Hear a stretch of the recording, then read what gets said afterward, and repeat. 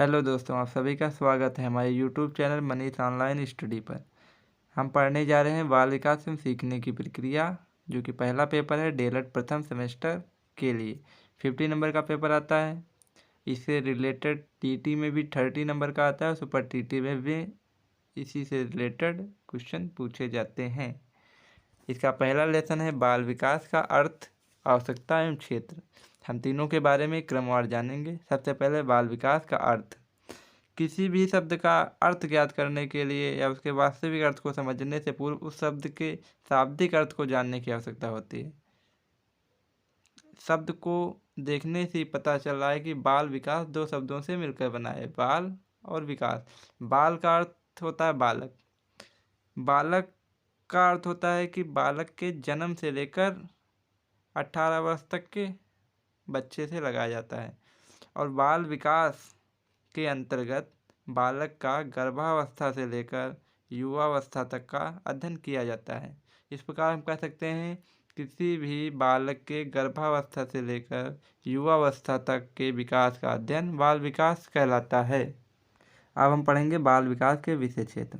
बाल विकास बालक के संपूर्ण जीवन का अध्ययन है। इसका विषय क्षेत्र गर्भावस्था से लेकर युवावस्था तक की सभी आवश्यकताओं के सभी पहलुओं का अध्ययन किया जाता है। इसको निम्नलिखित भागों में विभाजित किया गया है। नंबर 1, गर्भावस्था। यह अवस्था गर्भाधान से लेकर बच्चे के जन्म तक की अवस्था चलती है। इसमें बालक का जन्म से पूर्व बच्चे के आकृत एवं विभिन्न अंगों का निर्माण होता है। दूसरी आती है शैशवावस्था। यह जन्म से शुरू होकर 2 वर्ष तक चलती है। इस काल में बच्चे को बाल शिशु कहा जाता है। इस अवस्था में बालक में शारीरिक, मानसिक, सामाजिक, संवेगात्मक एवं गत्यात्मक, भाषा संबंधी विकास का अध्ययन किया जाता है। बाल्यावस्था में 2 वर्ष से लेकर 12 वर्ष तक के समय का अध्ययन किया जाता है। इसके बाद आती है किशोरावस्था, जिसमें 12 वर्ष से लेकर 18 वर्ष तक का अध्ययन किया जाता है। इसमें बालक में शारीरिक, मानसिक, सामाजिक, संरचनात्मक बहुत से परिवर्तन होते हैं। स्टैनले हॉल ने किशोरावस्था को तूफान, तनाव और विरोध की अवस्था कहा है, क्योंकि इस समय हमारे जो संवेग होते हैं बहुत उत्तेजित हो जाते हैं। अब हम पढ़ेंगे बाल मनोविज्ञान की आवश्यकता एवं महत्व। आखिर इस बाल मनोविज्ञान की आवश्यकता क्यों है, बाल विकास पढ़ने की आवश्यकता हमें क्यों पड़ती है, उसका महत्व क्या है। वर्तमान शिक्षा व्यवस्था में बाल मनोविज्ञान का अत्यंत महत्वपूर्ण स्थान है। शिक्षक, शिक्षार्थी व शिक्षण व्यवस्था की दृष्टि से बाल मनोविज्ञान अत्यंत उपयोगी है। आज विश्व की मनोवैज्ञानिक ही नहीं वरन शिक्षाशास्त्री, शिक्षा दार्शनिक, समाज सुधारक, शिक्षक, राजनीति, मनोविश्लेषक भी इस बात को स्वीकार करते हैं कि शिक्षा मनोविज्ञान पर आधारित है। पहले हम पढ़ेंगे शिक्षार्थी की दृष्टि से बाल मनोविज्ञान क्यों आवश्यक है। शिक्षण प्रक्रिया की प्रमुख सामग्री जो है बालक है, अतः शिक्षा देने के लिए बालक के विषय में पूर्ण जानकारी होना आवश्यक है। बाल मनोविज्ञान के द्वारा हम बालक के बारे में निम्नलिखित जानकारी प्राप्त कर सकते हैं, जैसे बालकों के वंशानुक्रम एवं वातावरण का अध्ययन कर सकते हैं, बालकों के विकास की अवस्थाओं का अध्ययन कर सकते हैं, बालक की विशिष्ट योग्यताओं का अध्ययन कर सकते हैं, बालक की शारीरिक, मानसिक, सामाजिक और सांवेगिक क्रियाओं का भी अध्ययन कर सकते हैं, बालकों की व्यक्तिगत भिन्नता का अध्ययन कर सकते हैं, बालकों की रुचि क्या है, प्रेरणा क्या है, मूल प्रवृत्तियों का अध्ययन कर सकते हैं, विशिष्ट बालकों का अध्ययन कर सकते हैं कि किसी विशेष सहायता की ज़रूरत है। बालक के संदर्भ में अगर उपरोक्त जानकारी प्राप्त करने के बाद ही बालक को शिक्षा देना लाभप्रद होता है। यदि हम बालक के बैकग्राउंड को नहीं जानते हैं, बालक की रुचियाँ नहीं जानते हैं, किस अवस्था में कौन सा विकास होता है, इसके बारे में अगर जानकारी नहीं है तो हम बालक को कैसे शिक्षा दे पाएंगे।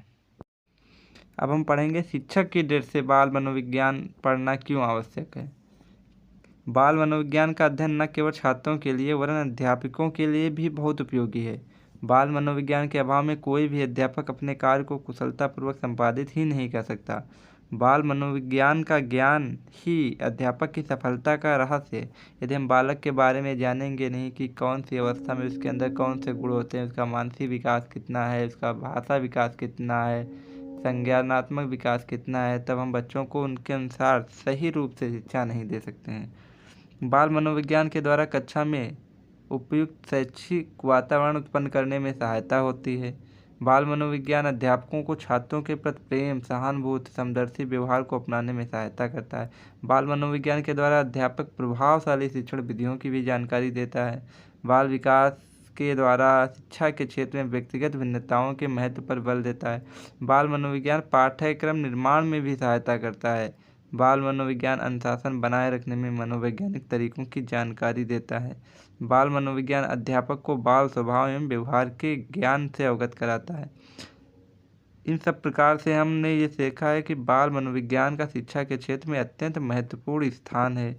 बाल मनोविज्ञान के अभाव में या बिना इसकी सहायता के शिक्षा देना संभव नहीं है। इस प्रकार से ये पहला लेसन समाप्त होता है। इसमें विभिन्न परीक्षाओं में पूछे गए प्रश्न हैं, जैसे बाल विकास की आवश्यकता एवं महत्व पर प्रकाश डालिए, बाल विकास के शैक्षिक महत्व बताइए। इस प्रकार पहला लेसन ख़त्म होता है। धन्यवाद। अगर आपको ये वीडियो अच्छा लगा हो तो अपने दूसरों दोस्तों को भी शेयर कीजिए, लाइक कीजिए। अगर आपका कोई सुझाव है तो नीचे कमेंट में ज़रूर लिखें, जिससे हम उसमें सुधार कर सकें। धन्यवाद।